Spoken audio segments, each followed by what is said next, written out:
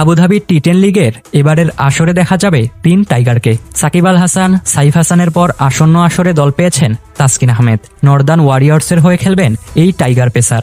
এক বিবৃতিতে এমনটাই জানিয়েছে দলটি। তবে দল পেলেও এই লিগে খেলা হচ্ছে না নাহিদ রানার। টি10 লিগে খেলার জন্য এনওসি পাননি এই পেসার। অন্যদিকে টুর্নামেন্ট শুরুর আগ মুহূর্তে সামাজিক যোগাযোগ মাধ্যমে তাসকিনের অংশগ্রহণের ব্যাপারে জানিয়েছে নর্দার্ন ওয়ারিয়র্স। টুর্নামেন্টের শুরুর প্রথম দিনেই মাঠে নামবে দলটি। আর এই আসরে রয়্যাল চ্যাম্পসের হয়ে মাঠ মাতাতে দেখা যাবে সাকিবকে। আবুধাবি টি10 লিগের নতুন দল হিসেবে যুক্ত হয়েছে তারা। 18 নভেম্বর থেকে শুরু হতে যাওয়া টুর্নামেন্টের ড্রাফটের আগেই সাকিবকে দলে নেয় রয়্যাল চ্যাম্পস।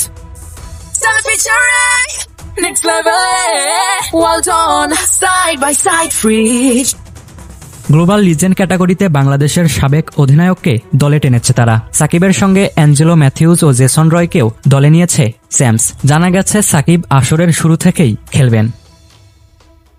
এদিকে 18 অক্টোবর হওয়া ড্রাফটে বি ক্যাটাগরি থেকে সাইফ হাসানকে দলে টেনেছে অ্যাসপিন স্টালিয়ন্স। বর্তমানে দুর্দান্ত ফর্মে আছেন সাইফ। দলের সঙ্গে দ্রুতই যোগ দেবেন তিনি। এদিকে এই আসরের জন্য এনওসি পেয়েছেন সাইফ। তবে পুরো টুর্নামেন্টে খেলা হচ্ছে না ডানহাতি এই ব্যাটারের। বিসিবি তাকে আয়ারল্যান্ডের বিপক্ষে টি20 সিরিজ শুরুর আগ পর্যন্ত খেলার অনুমতি দিয়েছে।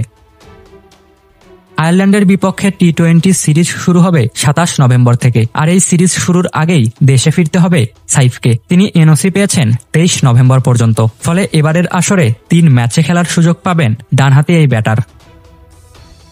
ড্রাফটে সি ক্যাটাগরি থেকে দল পেয়েছিলেন নাহিদ রানা। ভিস্তা রাইডার্সের হয়ে খেলার কথা ছিল ডানহাতি এই পেসারের। যদিও শেষ মুহূর্তে এনওসি না পাওয়ায় এই আসরে খেলা হচ্ছে না রানার। বর্তমানে আইরিশদের বিপক্ষে টেস্ট সিরিজ খেলছেন নাহিদ। টিম ম্যানেজমেন্টের পক্ষ থেকে এই সিরিজ শেষ হওয়ার পর তাকে জাতীয় ক্রিকেট লিগে খেলতে বলা হয়েছে।